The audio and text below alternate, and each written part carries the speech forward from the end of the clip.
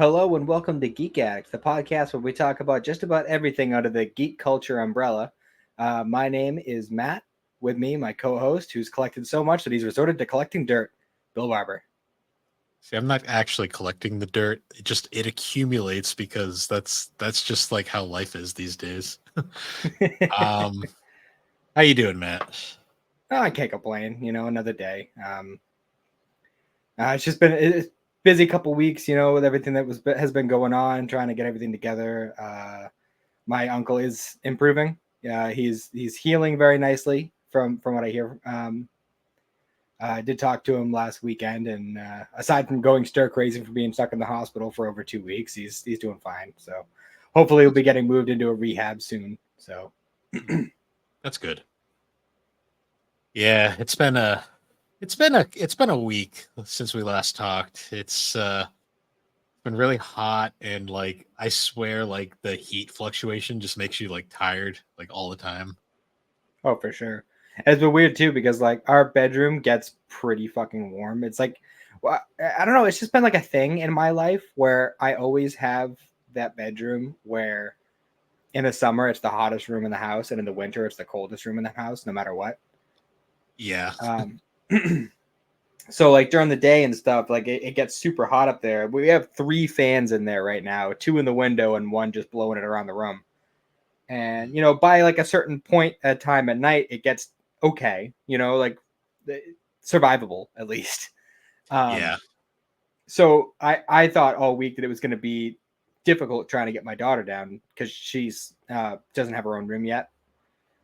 Um, Surprisingly though, I think what you were saying is true because she's passed out super quick every day, like Hmm. way easier than normal. So I mean, silver linings, I guess. But the heat is starting to break. It's still summer, but it's Oh not yeah. like you know hiding in the AC weather. It's weird. My house, it's like the lower floors are freezing because that's where like the AC directly like vents out, and then like because of the attic, all my upper floors are like really hot. So it's like to try and get them cooler upstairs, I have to jack the AC up, and it just makes it fucking freezing downstairs. I'm like, nope, this isn't worth it. So I had to lower everything down, and I have just fans upstairs because that's the only way I can really fluctuate. Yeah, for sure.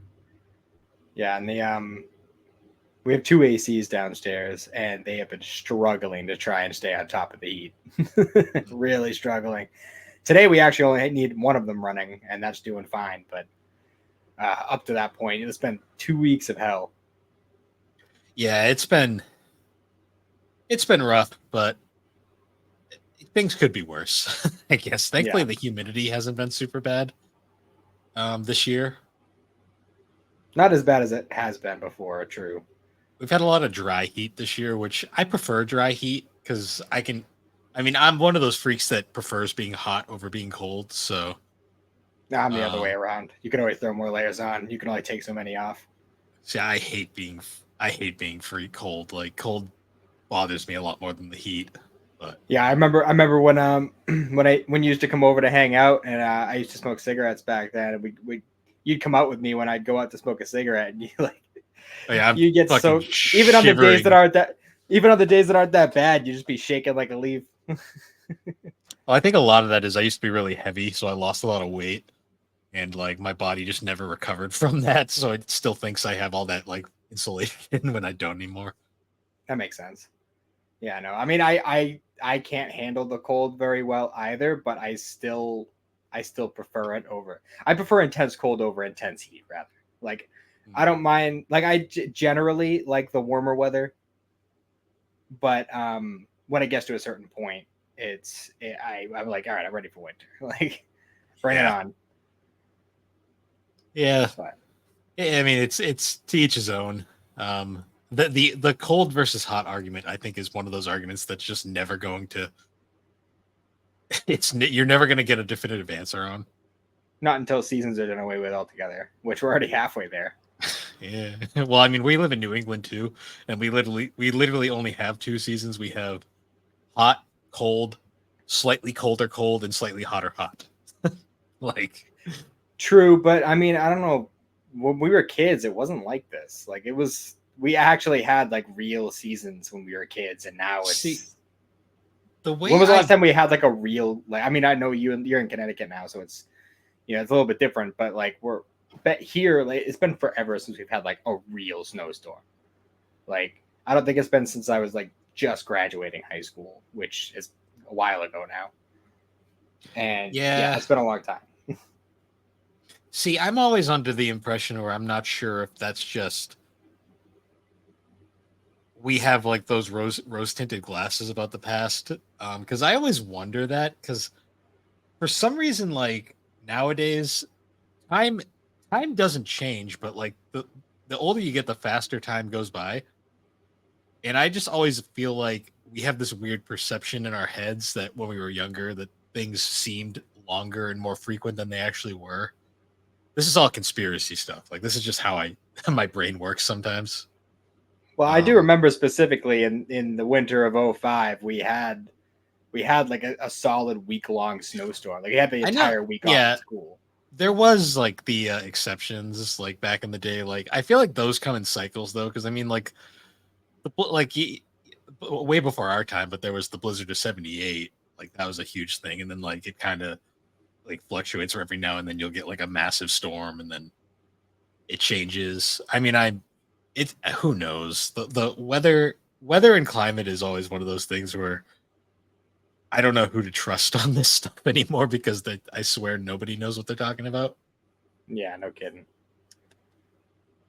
Uh, But yeah, aside from that, I did a test run for a watch party on the Superbud Discord. It went fine.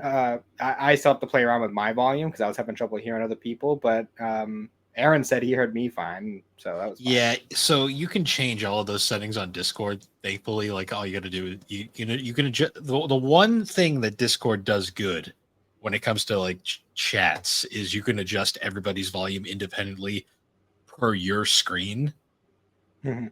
without affecting their screens, which is a really nice feature because like this is just getting a little meta on the podcast, like StreamYards, which we use to record. I like StreamYards from a design layout standpoint, but it is unfortunately I can't adjust Matt's volume on my end, or he can't adjust my volume. So Mm, it's kind of one of those things where I just kind of have to deal with it. I gotcha. Oh, um, do you mind if I pause real quick? I got a phone call. yeah, go ahead.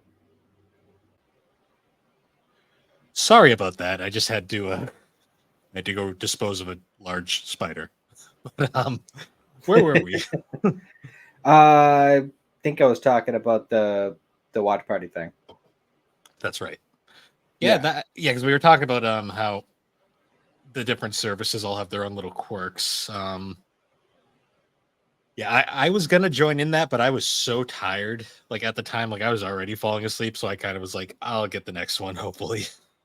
Yeah, no worries. I mean, we're in the same time zone. It was like 9 o'clock by that point. And usually, if you have work the next day, which this was like, during the week, so Yeah, you get up wicked early for work in the morning. You usually like hard cut off at 9 if you have work the next day. So, unfortunately, yeah.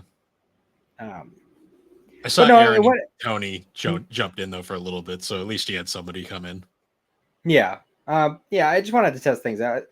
I need to play around with some of the Discord settings more, and I think part of the issue of why it's kind of hard for me to do that is because my laptop is kind of messed up. Uh, Mhm. it has a touch screen, and I kind of have to use the touch screen because if I try to use the mouse, the screen like spazzes out. So do you have a? Is it the touchpad mouse? It is, but I've tried plugging in a separate mouse and it does the same thing. Okay. Hmm. So unfortunately, I don't know how to circumvent that without actually bringing it somewhere to have it fixed. But I mean, it works fine otherwise. I just can't use a mouse. Wow. Um, Yeah, that's bizarre. yeah, I have no idea how it happened either. Um, but yeah, aside from that, I have at the moment I do have a bunch of stuff on my hard drive that I can stream. I actually have the original like Toonami run dub of like Dragon Ball and Dragon Ball Z and stuff, Hmm. which is silly as hell because the shit that we grew up on, where it starts with the Ocean dub and then it goes into Yeah. like the fresh out of college Funimation Oh cast. yeah. So yeah, We're totally trying to copy the Ocean dub, but failing miserably early oh, dub. it's delightful to watch. So at some point, I'm probably gonna do a stream of that. Yeah, I gotta But learn how to stream DVDs at some point because like there's a ton that I could like throw up like for that's my next project. I actually have an external DVD drive for my laptop on the way. It should be here tomorrow hmm, because I also have a bunch of DVDs and shows and stuff, they, including but not limited to all my Star Trek DVDs, which I know Thrak is definitely up for a big Star Trek watch. hmm. Um, so that's something I'm going to be working on in the future. I don't have a consistent schedule for when I'm going to be doing it, but I'm going to try to do it as often as possible on the SuperPod Discord. So anyone who wants to join up and so they're around whenever I do that. I got plenty of stuff. I got some comedy stuff, some South Park, anime, some movies and stuff. So and at some point in the future, this one I'll probably do on the GNC server just because I know that Aaron likes to stream sometimes. But I was also going to start playing around a little bit with streaming games as well. So Hmm. Yeah, no, that'll be cool. Like I'm looking forward to some of that stuff because I do want to stream like Pokemon, not Pokemon, Digimon the movie at some point, just because it is such a hilarious period piece. But I can imagine. so but I yeah, did have a. Oh, go Oh, ahead. go on. No, you go on first. I'll. I lost my train of thought. You go. All right. So I did have a story I wanted to share just because this happened at work and it was hilarious. So like so me and Matt both work in like machine shop / production facilities. Um, have you ever had like employee pranks that were just hilarious? Not to me specifically, I don't think. Okay. So we had one today that was the funniest thing I've seen in a while. So it was the end of the shift, like it was coming around to the last hour, and one of my coworkers, he had like disappeared for at least an hour, like about half an hour at this point. And I was doing a job. I was running out to the parts crib to drop off some parts I had just finished. And Mhm. I was walking back and I had gotten a notification on Discord that I wanted to respond to. So I just kind of like snuck around to like one of the back like the part like the metal stock room, I guess you could say. Mhm. And I walk in there and that room has like automatic motion sensing lights that usually will go off when you enter the area. So I had walked in and I noticed that the lights didn't go off and I was like, that's weird. So then I look over and see they were shut off. And I'm like, huh. So I look over into the room and one of my coworkers, he's on a chair, legs kicked up on a bandsaw, like just chilling with his phone. And I'm just like, that's where he's been the last fucking hour. Um, so I finished my Discord stuff. He didn't notice I came in. So I walk out. I go and get one of my other coworkers and I'm like, you got to see what this guy's doing. So we walk in and we sneak up on him and we're just like, yo, so this is where you've been all day. And we shot the shit for a little bit. Like we weren't going to snitch on him or anything because it was funny. Like the bosses were already gone. We didn't give a shit. Mhm. So then as we're leaving, we have the idea this room has like a door that shuts. So like, let's shut the door and let's barricade him in as we leave. So we do that and we push this big like heavy like um surface like cart thing that like you can lock the wheels on. Mhm. And so we pushed it against the door. And because the door is an interesting way where it locks on the inside, so we couldn't really lock him in, Mhm. but we pushed this cart up against the door. And we put the lock on, but I realized like it was impossible to move the thing with the lock on. I was like, okay, this is too mean. Like we can't go this far. So I took the lock off. So I'm like, he should be able to push this open, no problem. Mhm. So 10 minutes before we get out of our shift ends, we get a phone call. He's calling us. He's like, I can't get out of the tool crib. Help. He couldn't push the door. Like it was too heavy. So of course we get everybody in the department to go to the door as we open it and let him out, and then we start cheering for him. Yeah, That's good. this is what we do it in the shop when we're bored.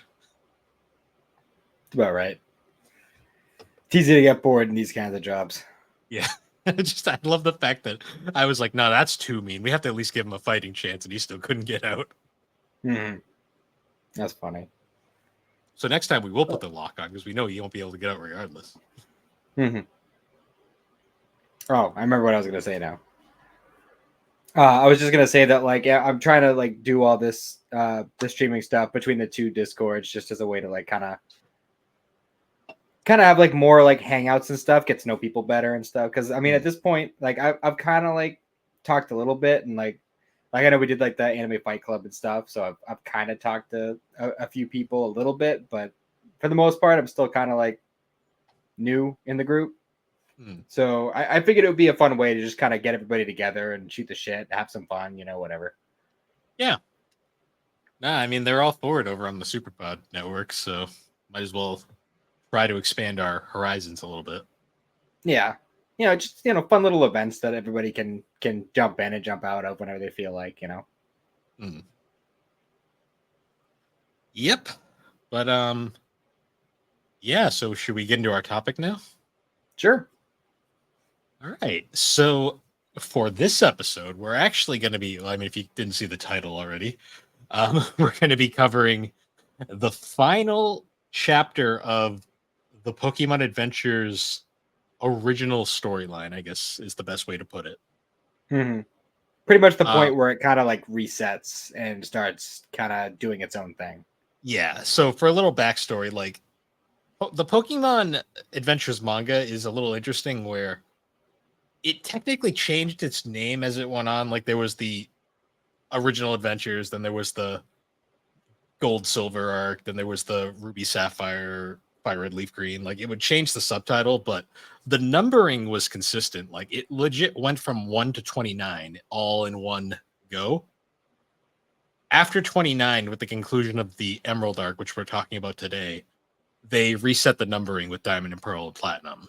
And they changed their numbering system where every game like series would have its own numbers, and then once that series ended they would reset the numbers again essentially. So it gets a little confusing continuity wise, but technically all of these like the all of Pokemon Adventures is one canon. They just aren't as directly connected following Emerald as they were for the first 29 volumes. Yeah, there's not going to be as much like crossover and like previous characters coming in. If I remember correctly, I think we only see like maybe 2 or 3 characters in the Diamond Pro Platinum that we've seen up to this point, and they're not like major characters. Like we're not going to see any of the previous protagonists in the next arc. No, but then we get to Heart Gold Soul Silver right after, which is immediately back to the Gold Silver Crystal storyline again. Mm-hmm. And then we get to Black and White, which is kind of standalone, even though a couple of characters appear. And then we get to X and Y, which is also kind of standalone. And then we get to Omega Ruby and Alpha Sapphire, which goes all the way back to the original storyline again. So it's kind of. Oh, go ahead. I was just gonna say it's kind of it's a solid continuity, but they do kind of like the reset feature where they make certain points really good jumping on point. Yeah. I do like that they retread their own characters like for whenever a remake of a game comes out. I think that's really really fun way to kind of just be like, hey, you know, like we haven't forgotten about these guys. Let's see what they're up to. And it's interesting too, especially with like the past one that we did and the one we're covering today, where it's technically a story that we've already seen as far as the games go. So the manga version will kind of spin its own take or its own kind of self-contained story that didn't have anything to do with the games. And while we both have our own problems with this particular arc that we're on today, I do think that the original story itself that they came up with for this one is actually pretty solid. The story, to a degree, is there. I will say right off the bat, this arc suffers from a similar thing that I think the previous arc suffered from, where it's kind of confusing, like the Hmm. story they're trying to tell. Um, I've noticed this is just kind of a theme with Kasuka's writing, where a lot of shit happens at once, and it's not always the easiest thing to follow. Yeah. Um, Speaking of Kasuka, though, I would like to bring a mention to the fact that 29 volumes in, and he is still writing it, and he is still going beyond this. He's still the writer of the manga to this day, which is kind of nuts. Yeah, because this started in like what the late '90s. So he's been Um, going for almost 30 years now. 97, yeah. So it's getting there. Um, Been going about as long as One Piece has. yeah, and like even then, like they've only had one artist change, because obviously we'd mentioned previously the first 9 volumes were done by Mato, and then she had to depart for health reasons, and the series was picked up by Satoshi Yamamoto, who has done the art for the series since, like to this day.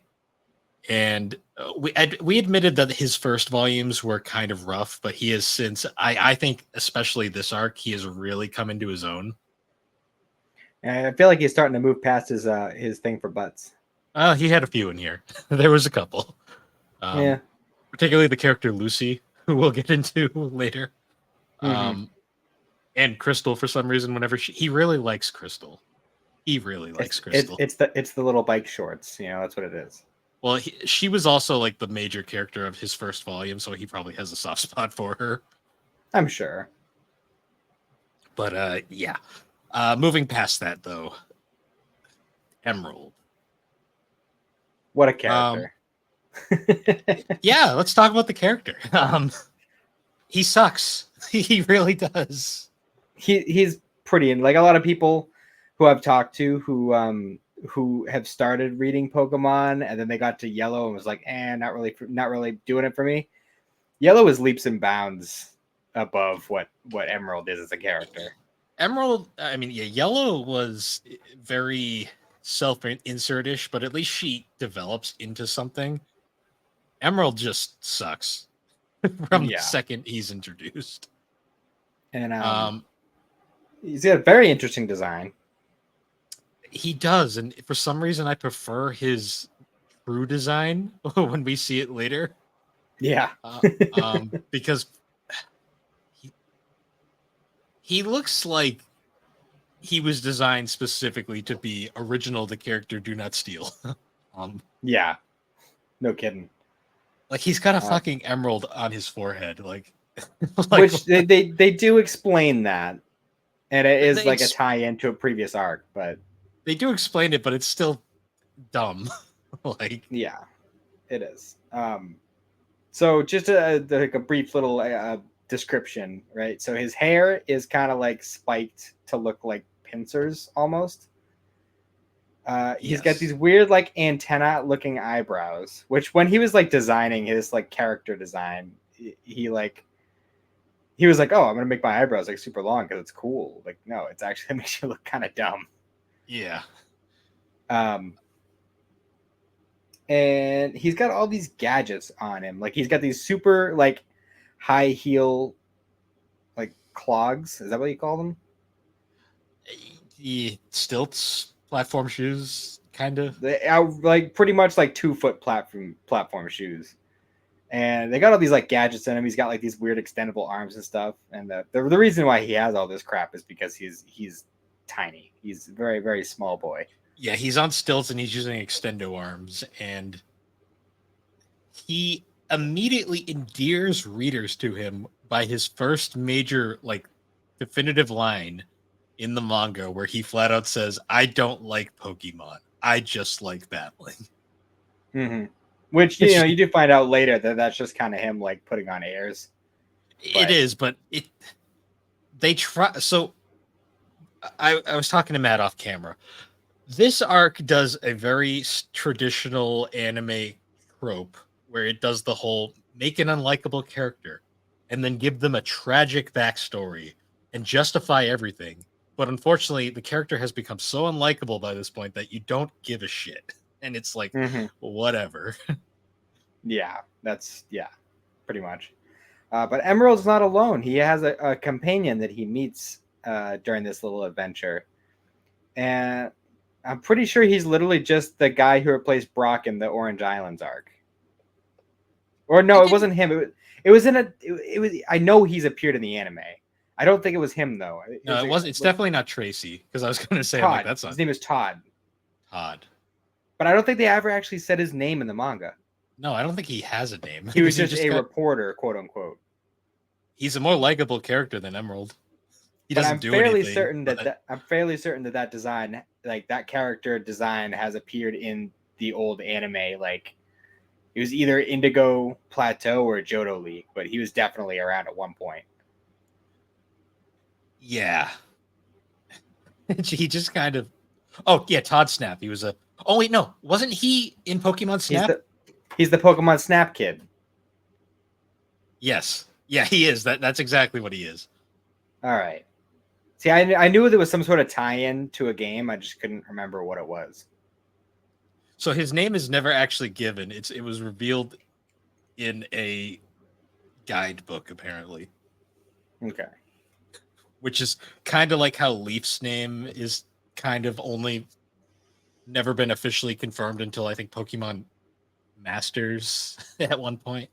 But Mm. yeah, one of those situations. Yeah, he was more interesting though than Emerald, which is kind of sad. You know, he was literally just taking pictures the whole time, which is fine. You know, it's kind of he his does thing. he, But he doesn't do anything this entire arc. He's literally there as exposition most of the time. yeah, the reporter pair from Ruby and Sapphire did a hell of a lot more than Todd over here. Yeah, I do like the Pokemon Snap connection. That's a fun little mythology gag, and I like that they're using like all the different sources. But which actually reminds me, they never acknowledge, as far as I know, they never have acknowledged the trading card game, which had its own protagonists. Hmm. Um, Interesting. Tragic, but I don't blame them because those games are incredibly basic. Mm-hmm.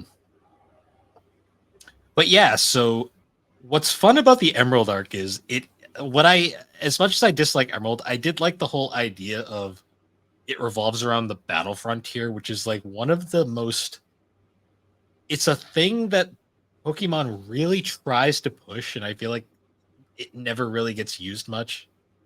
I don't know if it's in the most recent games or not. I know it was a thing like all the way up into the point where I stopped playing like the new games, but The only one I ever did was the one in Emerald. So okay. I think I which played is around a little bit with the Omega Ruby Alpha Sapphire one because me and my well, buddy yeah, Jake that one. would team up. But That one too, because it's based off the Emerald one. But honestly, that's the most iconic Battle Frontier because it was also the one that the show was based off of. mm-hmm.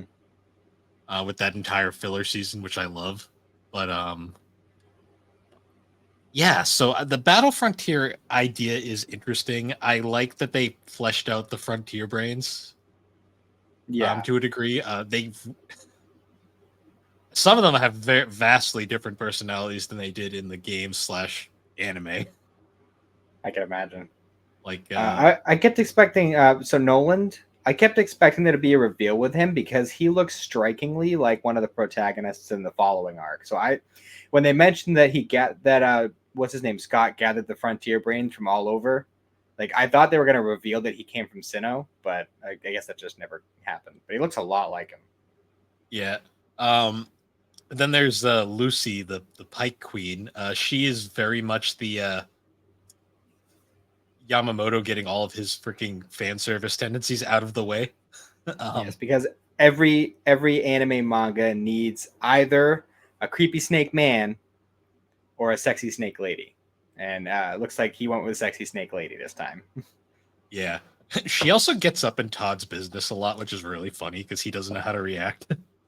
Yeah, she like sneaks up behind him and whispers in his ear occasionally. Like, Yeah. She's also got like the one Yamamoto butt shot in this entire arc, so he got it at least it's a character that I assume is I hope of age. I have no fucking idea. Pokemon's weird, but yeah. Still a weird trademark that Yamamoto has. I'm not gonna lie. Yeah, well, everyone's got their thing, right? Yeah, it's weird that it's in the Pokemon manga of all things. Yeah, well, I don't know. Japan has different standards when it comes to that kind of thing. Japan's different. That's all we can Yeah, say. Um, I mean, Dragon Ball was made for kids too, and there's just straight up boobies in it. So True. Pokemon is. I just laugh because the Pokemon manga is legit marketed at a very young age. mm. But that's um, besides. There's nothing inappropriate in this manga. It's just something. It's a fun observation that we like to make as fans. yeah. Um, But so the way that the whole like battle frontier works is it's the 7 frontier brains, and they each have like their own like area that they run, and they're basically just like different kinds of challenges, and they're not. I noticed that the last three kind of had like the same type of uh, setup, but the first few that we had really interesting takes on how yeah, the battles worked. that bugged the shit out of me because it's like I'm like, okay, this is cool. Each battle is pretty unique, and then it's like they get through like half of them, and it's like fuck it, just rush the rest. It's like great. Yeah, it's just like all the rest are just tournaments. Like what? Yeah, it was like okay, cool, I guess. Thanks. Like you had me interested in this annoying arc that with a character I don't like, but then you just immediately like fuck that, rush through it. It's like Mm-hmm. cool. Yeah. I Um, did I liked Nolan's his was it the Battle Pike or something? I don't remember. yeah, they're all named after pikes. I like that the guy who runs the Battlefront here as well as Scott is like he's essentially a variation of like the guy at the start of every gym who always hype who's like your hype man basically. Hmm. Yeah, I think he does appear. It might be an Emerald, but it could be Omega Ruby Alpha Sapphire. Mm, You know, it is an Emerald because I remember I watched the Team 4 Star Let's Play of Emerald, and he kept showing up. yeah. Um so there's like this overarching plot too in this arc where like there's this masked man in like a suit of armor who's kind of seems to be the guy stirring the shit basically. Who's just running around with a sword too, like not Because even the bothering a Pokemon usually. Yeah, like because the entire overarching theme of this arc is they're trying to capture Jirachi, um, which makes sense considering Jirachi is like technically the main legendary of. He's the Mew. He's essentially the Mew of the Hoenn region, who wasn't covered at all in Ruby and Sapphire. Yeah. They had Celebi Uh, instead. well, they kind of do that. I've noticed that they've been doing that in the manga in general a lot lately. At least with Yeah, like the stuff that we've read so far. Because they did that with or rather they're going to do it later with Arceus. That's the main thing with Heart Gold and Soul Silver. mm, And then they did Deoxys in the previous arc. true. Yeah, yeah, that's right. Damn. Hmm. um, so I another thing that I found really interesting in this arc too was about like halfway through the Battle Frontier, we get revealed that Emerald isn't working alone. He actually has people kind of feeding him information, and I love the way that they kind of box this character's like appearance, where all you see is like the face from like here down, like Hmm. nose down, and then you see the pigtails, and you're like, oh, I know exactly who that is, but they're not going to show us yet because they want to leave us in suspense. Even though anyone who's been reading up to this point, it's a pretty distinct character design. It's Yeah, not like it's not a it's secret. obviously Crystal, and I'm like, oh, he's working with Crystal. That's interesting. I wonder where this is going to go. It's amazing to me in this arc how whenever the previous cast shows up, I immediately got more interested. Yeah, for sure. Especially when Ruby and Sapphire show up. Yeah, there's like a one-off panel where it's like just Ruby and Sapphire just chilling, and it's like I'm like, oh, I'm interested, and then they go away again. You're like, fuck, back to Emerald. I was really into it in the final when the final volume started and Gold showed up. It's like, Gold's my favorite. I love Gold.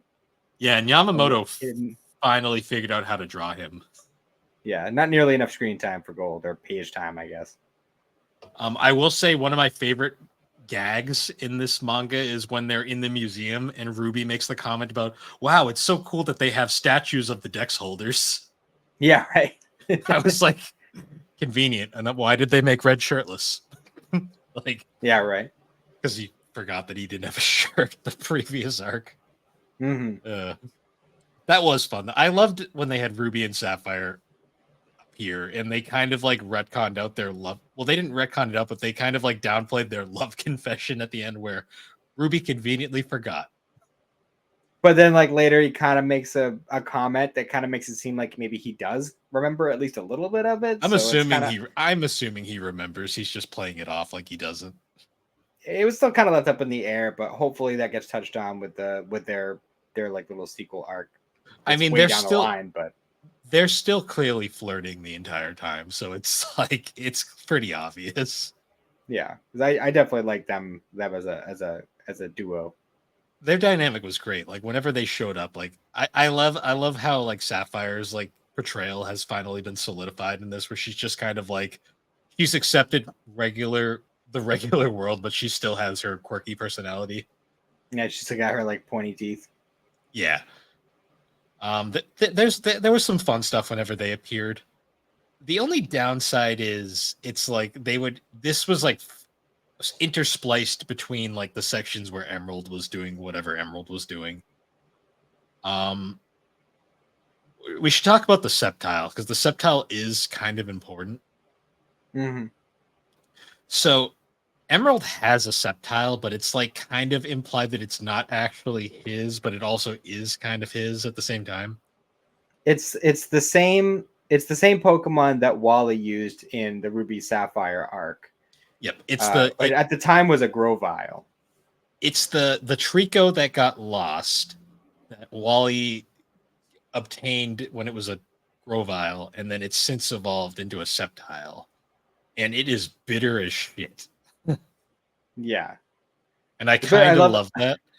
I love the scene where Ruby recognizes it, and he's like, "Hey, I remember you. I saw you back in Professor Birch's lab and stuff." And then Sceptile has the flashback of him like completely rejecting him. Yeah, being like, "What? It was just like a funny thing where it's like this one quote about it being lame, like what a lame Pokemon keeps going in its head. And then he just fucking bitch slaps Ruby, which is super great. Sceptile's my favorite Pokemon, so I whenever he's on screen, I'm always like excited. It's too bad that he was attached to such a unlikable character. Yeah, I'm not knocking him by any means, but I think it's interesting how like Sceptile was always like my least favorite out of the Hoenn starters. But I've met so many people who just love Sceptile, and it's fascinating to me. He's great. He's got Leaf Blade. Leaf Blade fucking owns everything in that game. Fair. They even use it in the manga at one point, and I was like, "Fuck yeah, Leaf Blade." Yep, it's great. So yeah, the suit of armor man is after Jirachi, and Emerald is there to stop it. Because this is Jirachi's 1 week of being awake every 1,000 years, and during that time, you can make 3 wishes. I did like how they played with the whole wish thing in the manga as opposed to the movie, which was dumb. Well, I did notice that the manga definitely, I would have to look at like release dates and stuff, but they definitely one definitely got inspiration from the other because there was a lot of similarities between the two. I'm pretty sure the manga. I'm pretty sure from what I've read, Kasuga gets like a brief outline and character synopsis of the games before the games are out, so he can start making the manga, which is why like he generally has very different ideas compared to like the games. And I'm assuming the anime is similar, where they kind of get a rough outline, but they go in their own direction, which is why there's such a contrast between the three. Well, like with the Jirachi Wishmaker movie, like I know we're kind of like skipping around a little bit, but the armor man does eventually get his. Oh, well, we should probably say who he is before we get into that. So the way they reveal it is he lifts up his mask and it's a man with a beard, and it's like it's Archie, of course. And even though I'm not gonna lie, when he took the mask off, I'm like, who is that again? Like, because I had You didn't completely forgotten. recognize Archie? Not with the helmet. When they showed his face next to it, I was like, oh, right, it's that guy. Hmm. Um, So yeah, he still wants the ocean to be all powerful and be in control of it and everything. So when he does get his wish, he pretty much makes a like Kyogre abomination. And I found which that is interesting because it parallels with the movie, because in the where they make movie that there's a giant Groudon Groudon fake. abomination thing. Yeah. So That I is thought weird. I that never thought of that. I thought that was interesting how we have that contrast between the two. Hmm, that is actually really weird. I wouldn't put it past Kazuka to completely come up with that idea on his own independent. But like, Mhm. if they truly were made at different times, that is a hilarious coincidence. Yeah, for sure. Um, Um, but yeah, I thought that was interesting. so we should probably talk a little bit about Emerald's backstory now, which is so we're jumping around a lot, but to be fair, this arc is kind of all over the place as well. Hmm. Um, so Emerald's backstory is kind of interesting, where it's revealed that he was one of the kids at the was it an orphanage or was it just a daycare?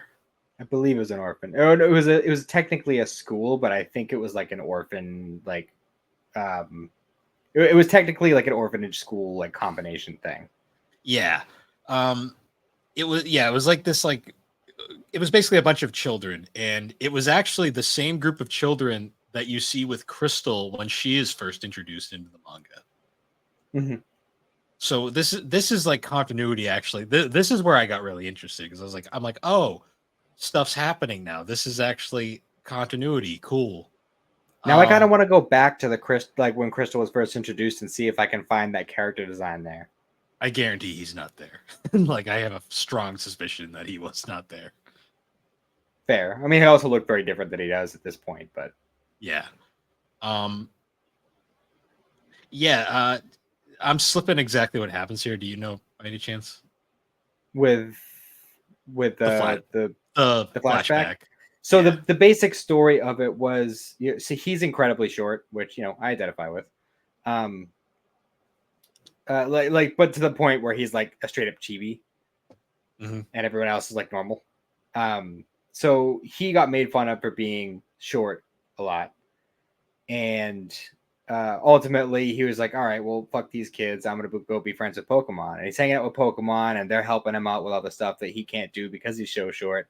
And the kids start making fun of him because he makes the Pokemon do everything for him. So he's like, all right, well, fuck this, I'm just gonna go and do my own thing, and fuck everyone, fuck Pokemon, like, not gonna bother with any of that.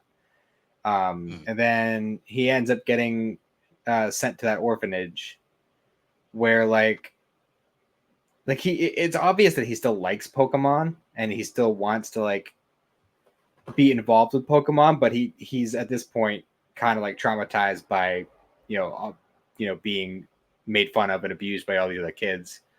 Mm. So he comes up with a design for this crazy uh, like all these different apparatuses and shit that he can attach to himself, to like with the extendo arms and the big like platform shoes and everything, to make himself look bigger and be able to do more things on his own and whatnot. Yeah.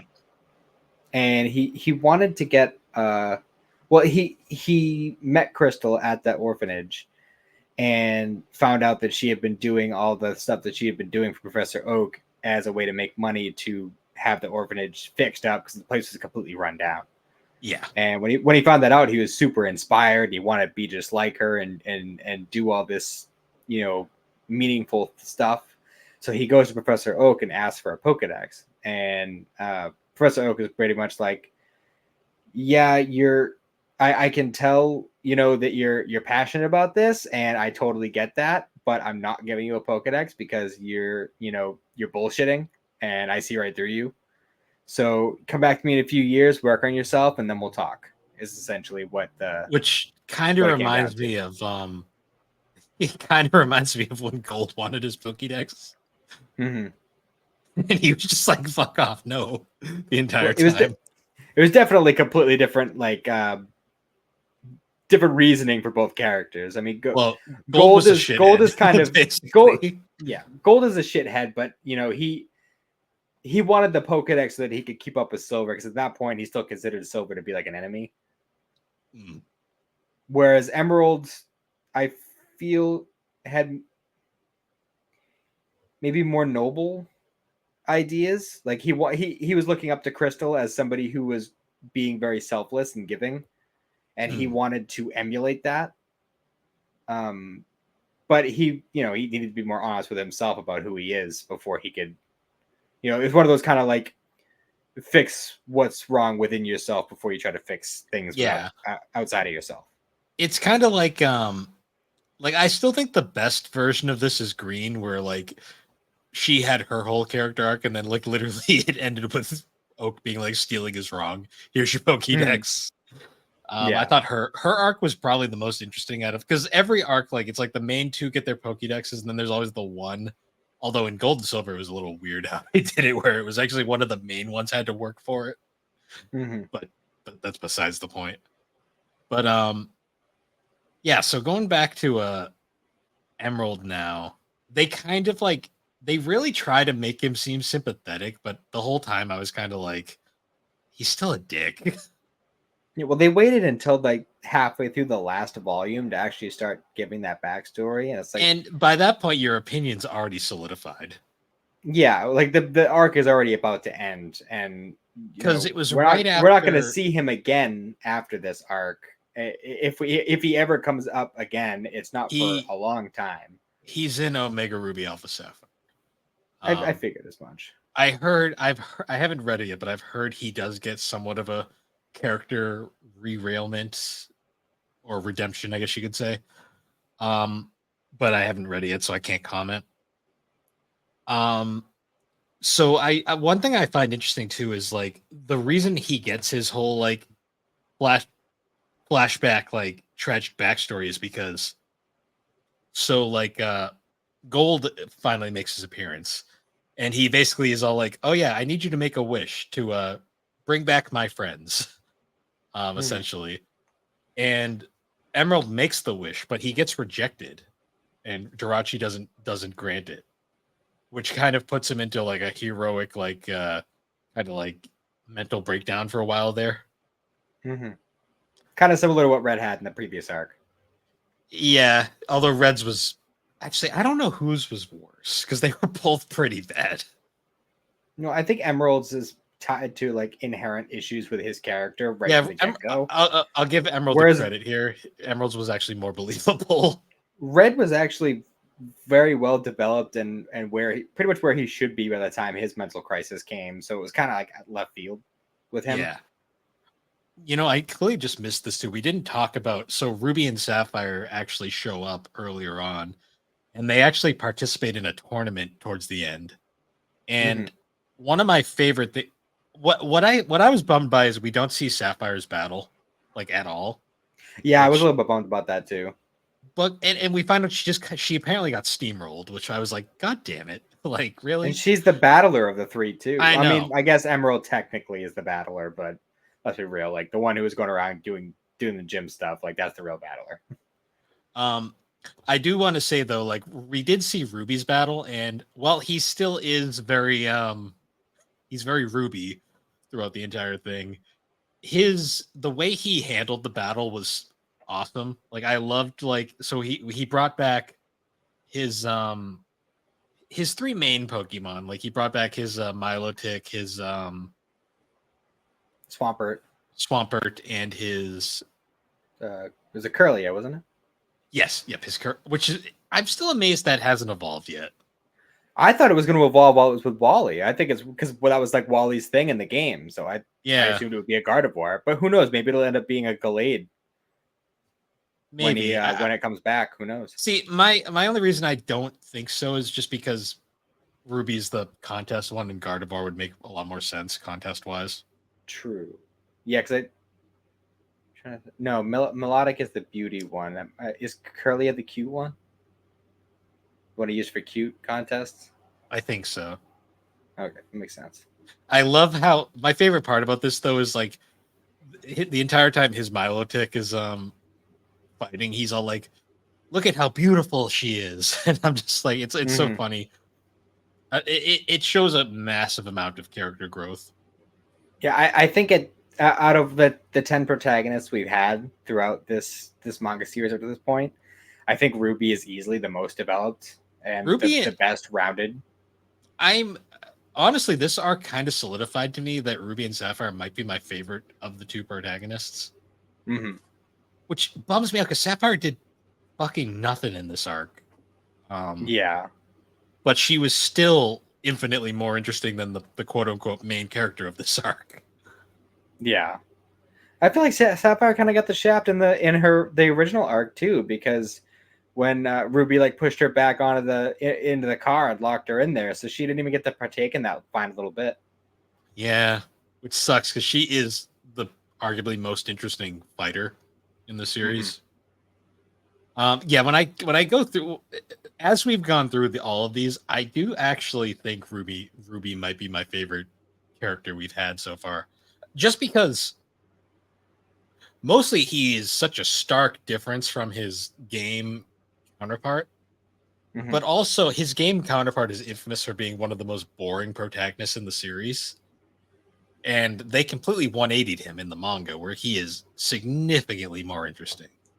Well, to be fair, I mean, pretty much every Pokemon protagonist is a silent protagonist, so they're kind of all equally boring in the game. True, but Brandon is literally referred to as Blandon by the fan base for a reason. So, Mm, I guess so. um, I never really felt that way personally about him, but I think maybe it's it's just because because people have.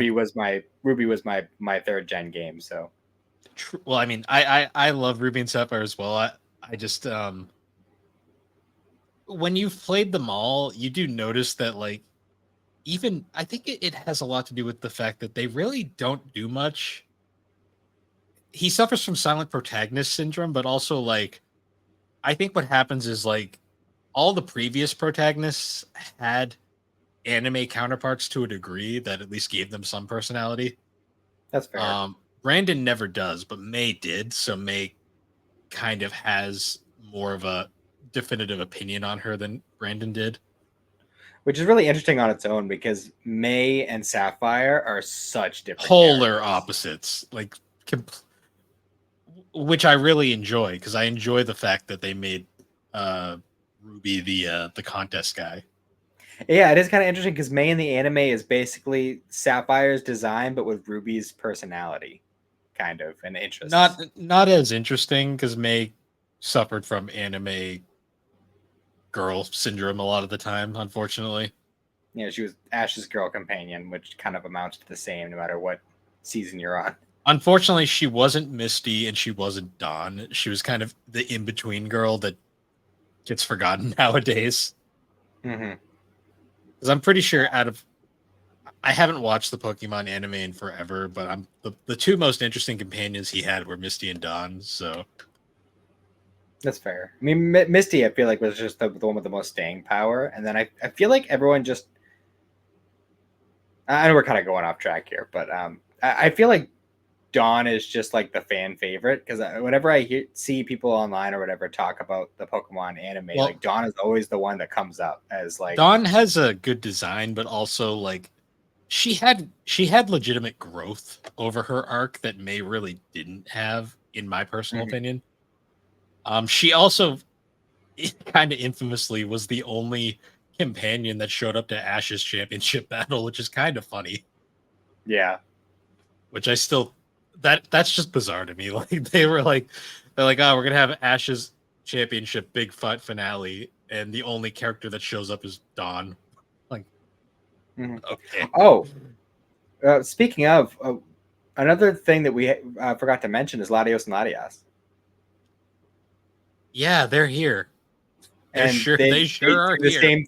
They do the same thing they did in the anime with Ash, where they appear as people. Yep. And I was so confused. I, it confused me in the anime, and it confused me here. Yeah, because they flew Emerald to this island in the first place, and don't expect an explanation for how they know each other because you're not going to get Yeah. one. They just know each other, and they just ride around with them, and they're friends. Just accept it. Oh, one of my favorite quotes too is like when Ruby and Sapphire are really trying to get buddy buddy with Emerald, and he's being an emo little bitch the entire time. Like one of my favorite quotes is where they're like, we're kind of like three champions. Like Ruby's got all the contests in Hoenn, and I have all the gyms in Hoenn, and you have all the Battlefront here, so we're all kind of the same thing. And he's like, "Go away, I hate you." He's like, I don't want to be part of your trio. Yeah, which is He'd be like, great. good because you're not dressed. And be like, good because you're not dressed for the part anyway. Get out of here. I love the positivity of Ruby and Sapphire and Emerald's just being a fucking emo dick in the corner. Yeah. So eventually Emerald does finally. So he finally accepts himself for who he is, and he gets rid of the fucking wacky flailing inflatable arm tube man get up, and he and he learns the what the hell, frenzy plant. They do the whole thing with the bracelets again. Yes, and he also kind of learns a bit more about how the septile was supposed to go to him in the first place. It got lost, and it ended up eventually getting to him in the long run. But he eventually gets his wish, and he brings back he unstonifies the rest of the main characters, and we get this really awesome like compilation of just all of like the grass type starters doing frenzy plant, all of the fire types doing blast burn, and all of the water types doing what's the water move? Hydro cannon. And I love the art for those because like you got like for the fire types you got blue, you have gold, and you have sapphire. For the water types you have ruby, green, and silver, and then for the grass types you have emerald, red, and crystal. And they just, it's like these 3 splash pages, and they're so well drawn and awesome. Like I kind of want to have, I kind of wish there was colorized versions of those that I could use as like background art, but I need to look and see what the poster is that came with my box set, because at the end there's like a little like photo op with all the Pokedex holders, and I really want just a poster of that picture. Yeah, like because I have the signature like collector's editions that are like the special the big fancy ones. They have a whole bunch of like color pages like at the start before you actually get into the chapters, which is cool. That is cool. Yeah, I love that scene. I love how like everything kind of just like all the protagonists team up together into this like final arc, which is just such an awesome way to end this storyline.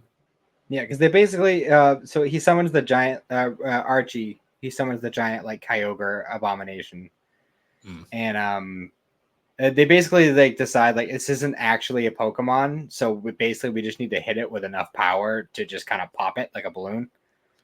And so that's why they do the big team up with the super strong moves for the starters. And then it's like, oh, it's not enough. And then friggin' Pika, Choo-Choo, and Pichu all show up and use Volt Tackle. I completely forgot that Red's Pikachu got it on. I forgot about that. Yeah, Gold's Pichu is the child of Red and Yellow's Pikachu's. Only in the manga. Only in the manga. Yeah, I did love that scene though. Like that was such a cool finale, like just bringing all of them together. Like I love that this first part of the series literally combines them all together. Mm-hmm. And like Yamamoto's art is just so like pleasant to look at by this point. Like he really big, like I always thought his Pokemon art was great, but his like human characters too are really, they've hit their like stride this time around, and everyone just looks great now. Yeah, the art in this arc is definitely top notch for what we've seen up to this point. Like I always joke that like it took him so he kind of got away with red, blue, and green in Fire Red and Leaf Green because he basically redesigned them in his own style for that arc. Gold in particular, and Silver to a lesser degree, they kind of like were in this weird flux for a while there because Mato did the first volume of their arc, and then like he kind of had to adapt from that, and like I don't know what it was, but Gold always looked weird to me in like The gold silver arc. It could just be a side effect of his design in the first place, though. True.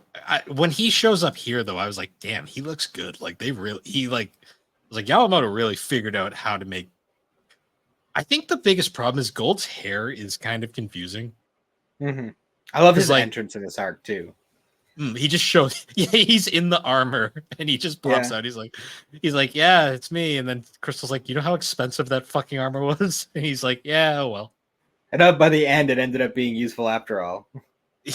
I love Gold and Crystal's dynamic where they're just kind of like fucking like shitting on each other all the time. I love like Gold's like shitty nicknames for everybody. Yeah, Gold is well written. I love Gold. He's my favorite, my personal favorite protagonist. I do recognize that Ruby and Sapphire are the most developed, but I just like Gold's personality. He just contrasts so severely with just about everybody else in the Pokemon universe. Crystal's up there too. I love. If it wasn't for the fact that Sapphire was so developed, I'd say that Crystal is probably the best female protagonist. Mm-hmm. I mean, they're all pretty good. Because I mean, I mean, I think actually female protagonists have had the best luck because like, Sapphire is incredibly developed, Crystal's incredibly developed, Green is incredibly developed. Honestly, Yellow is probably the least developed. She had her arc. I mean, I'll give her credit where credit is due. Like she did kind of, because she started out being very timid, very avoiding the problem kind of thing. Like, and she ended up getting to a point where not only does she recognize at some point she does have to fight, she actually got to a point where she started to enjoy it, as a sport almost, but she doesn't like hurting people, which makes sense with her character, with her character personality. Oh yeah. Yeah, I don't know. I'll give her credit. She definitely had development in her arc. True. Yeah, it was interesting to see. I did definitely enjoy the progression of every protagonist. Honestly, is my favorite part of the ending here. Mm-hmm. For sure. I also like how they made a point of giving Red a shirt. Like they were like, "Here, you need a shirt." We stopped by your house to grab you some clothes. I also did like that Silver just instantly was just like, oh yeah, I just can just do Hydro Cannon now because I'm way better than all of you. And Gold's like, it took me 2 months to learn this. And Silver's like, get fucked. And I do like so when we reveal how Archie got to this point of like, he's running around with the suit of armor and the sword and stuff. So if you remember from the previous arc, the little Team Rocket trio that we had, the leader of that trio, the lady with the weird like starfish hair, I guess. I don't even know what the hell you call that. Her hair looks like it has a kickstand. Yeah, kind of. But she randomly shows up in like this weird like outside of time state that Archie and Maxie ended up in after the Ruby Sapphire arc, and basically set them up for a death match to get that suit of armor, which would prevent whoever wears it from dying. Because they were both doomed to die without it. Right. That's fucking. It's dark. canonical that Archie killed Maxie, and they were like best friends, even though they had different goals.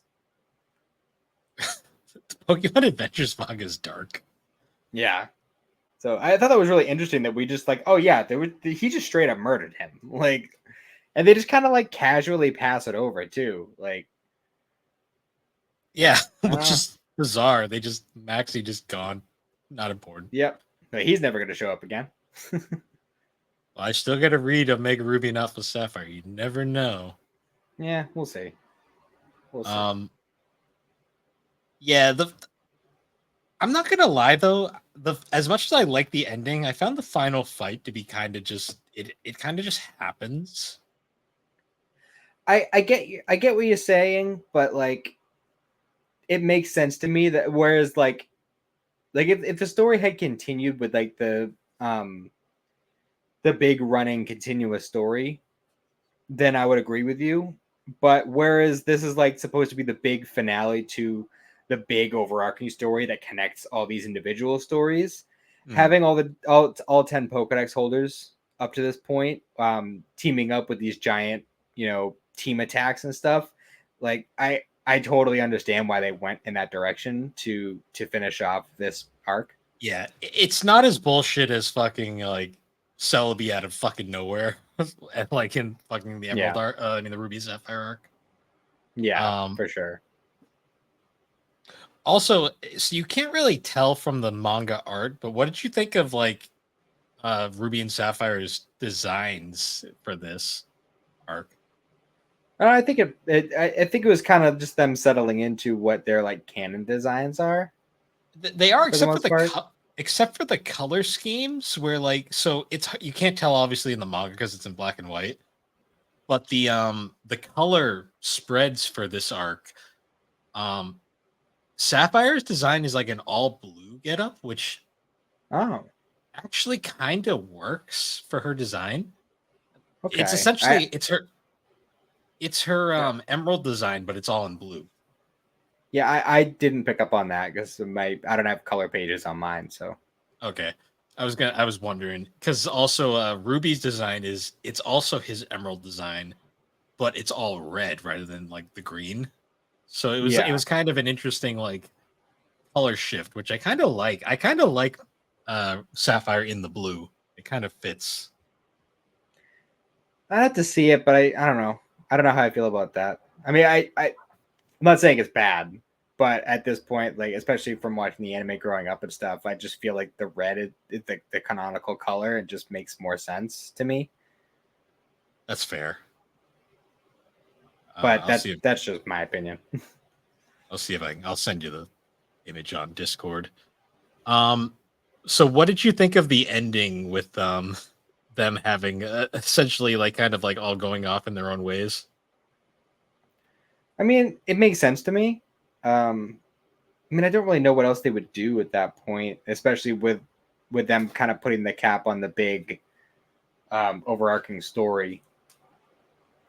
Um, oh no, that looks all right. I still feel like it's too much blue though, Hmm. personally. I don't know. I just feel like the red design works better for her, and it Well, was just like the general Ruby Sapphire aesthetic. she gets it back in Omega Ruby and Alpha Sapphire because they used the short shorts design that they gave her for that game. But Gotcha. Um, um, I will say I really like the fact that Red was like, let's have another tournament right at the end. yeah, and it is like it's never like fully revealed, but I think it's pretty much assumed that Emerald won it just because it kind of puts a cap on his arc of doing the battle frontier. Hmm. I also liked how like Green acknowledges like she just wants to see her parents, Yeah.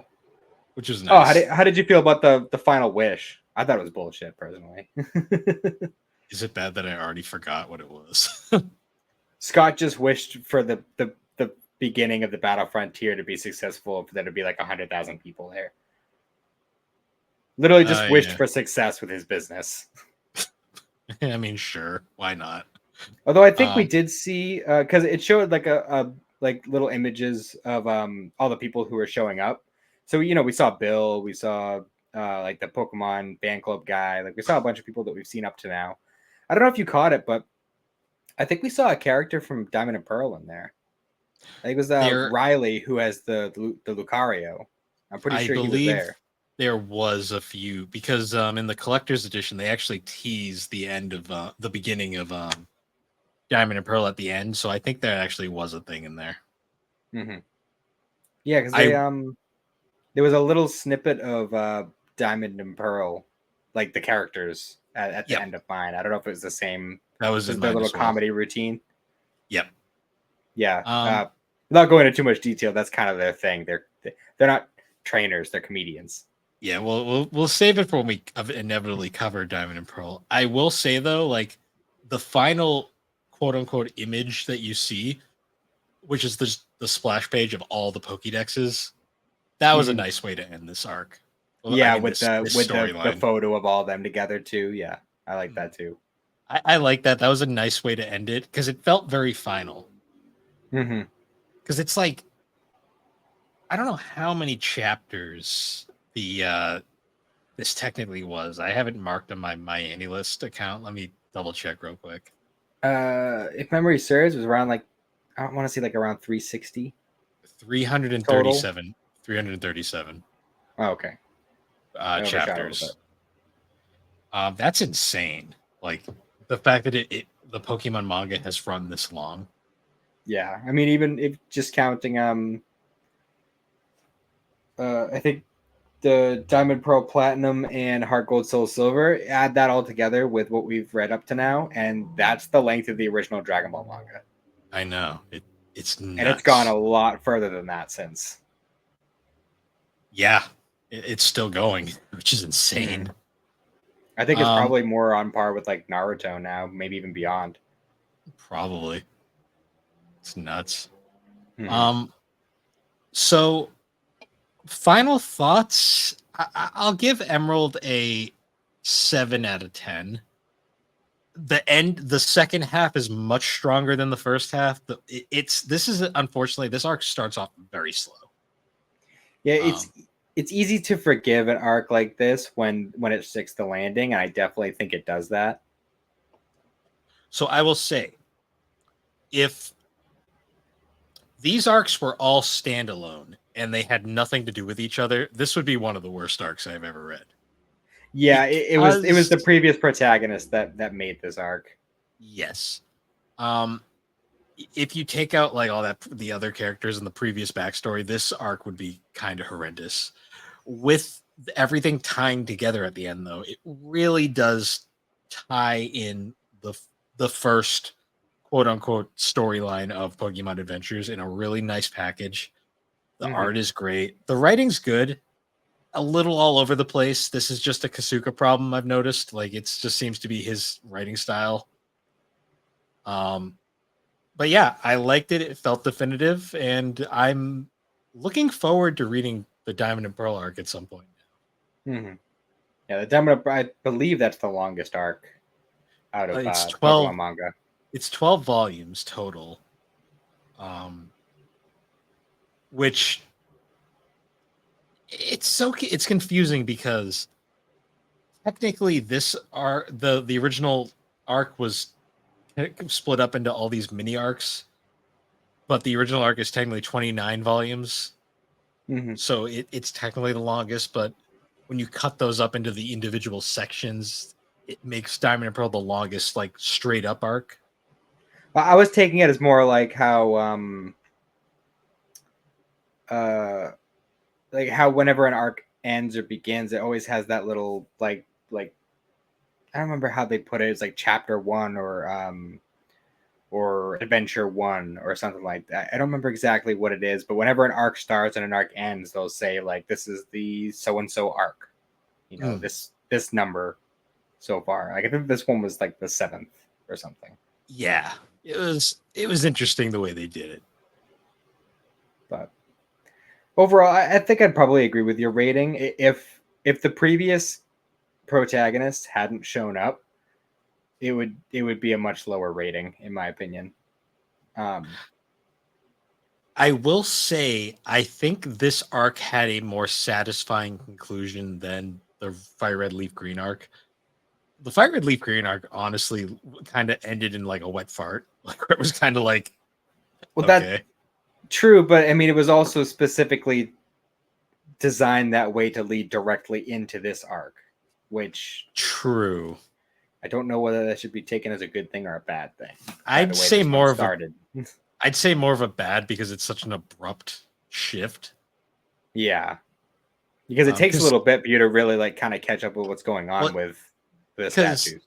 Fire Red and Leaf Green ends with them being like solidified, and they don't follow up on that until halfway through Emerald. So it's like Yeah, for sure.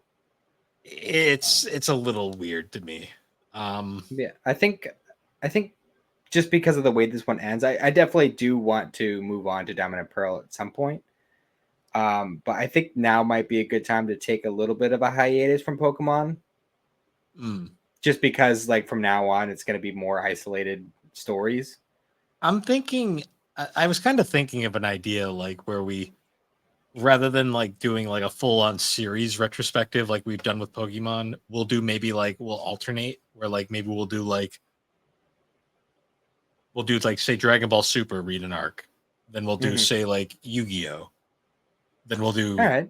whatever, and then we'll go back to Pokemon and do maybe the first section of Diamond or Pearl, and then Okay. we'll continue the alternation, Yeah, that works for me. and we can change it up. Like it doesn't have to be the same thing every time. Like we don't have to do like say like just hypothetically speaking, we don't have to say like go like Dragon Ball Yu-Gi-Oh Pokemon, Dragon Ball Yu-Gi-Oh Pokemon. We can be like just every time we'll switch up to a different series, just so we have Yeah. more variety, and that it also makes it easier because like sometimes you're just not in the mood to read an art like a certain series. Like I've enjoyed the Pokemon thing, but I won't lie, like not all the time. I wasn't always in the mood to read Pokemon. It is something that you kind of have to give it some breathing space before you're really ready to dive back into it. It Yeah, doesn't flow as well as some other mangas do. Um, I'm definitely looking forward to reading to covering some of the Dragon Ball manga stuff. Uh, Super definitely, especially because it is so much different from the anime. yeah, like Super would be interesting. I'd actually kind of like to cover the Yashahime manga at some point too. That would be Um, interesting. I'd have to look into getting some of that, but I mean, I'd be thankfully it's only 5 volumes at the moment, so it's not super hard to okay. track down. But All right, I think I could work that out. And I think would be fun at some point is to do the Death Note manga because that one's pretty short, and we could just do like a couple volumes at a time or something. You know? yeah, it's like 12 volume, 13 technically, but volume 13 doesn't count. Um, it's 12 volumes essentially. That's not too bad. Yeah. And when we did the movie, you were saying you were interested in checking out the original again since it's been a while. So that'd Yeah, be and I fun. mean, I own all of the manga now, so it's like it's there and ready to go at some point. So I have the black editions, but they're buried in a closet right now. I'd have to pull them out whenever we get around to it, but I know where they are, so hmm, that's good. yeah, I do think we probably do for another live action at some point. yeah, we'll have to discuss on that. P- Definitely though, at some point we should. Hmm. And maybe I mean the Kenshin films are all on Amazon now, so that's up in the air. That's true. Um, there's a ton of them. I mean, I do have those the live action Death Notes from Japan now, thankfully, so I Hmm. can we can do that maybe. Well, we could even if we just want to do it, just you and I, just for the sake of the show, we could watch party it. True, that is true. Yeah, we'll have to discuss that, and we'll figure it out from here. But Oh, you know what I found out? I know. Sorry, just before we end it, I found out that the Chinese Dragon Ball movie is available to rent on YouTube. We definitely oh, got to is do it? that one. Oh boy. Yes, and I I mean, have not watched it, and I really want to. speaking of Dragon Ball, we have to cover Evolution at some point. Yes, for sure. As much as I don't really want to watch that film again, we do need to cover it at some point. So Like it's one of those ones that I have to watch every now and then just to give myself some perspective. just to remember that this is almost how Dragon Ball ended. Yep. Yep. Oh, but yeah. So once again, guys, we're gonna end it off here. But thanks for joining us on Geek Addicts. You can find Geek Addicts on all the major podcasting platforms, particularly Apple Podcasts and Spotify. You can also find us over on the Superpod Network, a network of podcasters that we're slowly trying to grow into this. We can find all sorts of different shows, videos, blogs, group projects we're working on. There's a ton of great shows there, including Superpod Saga, Super Ghost Radio, Retro Rehab, Tommy's Video Game Ride Along, Remember 64, Bar Silence, A Novel Console, Gaming Together, Fine Time, The Elder Trolls, Friday Night Gamecast, and the 3G our shows. Um, I think maybe this is the first time I've got everybody.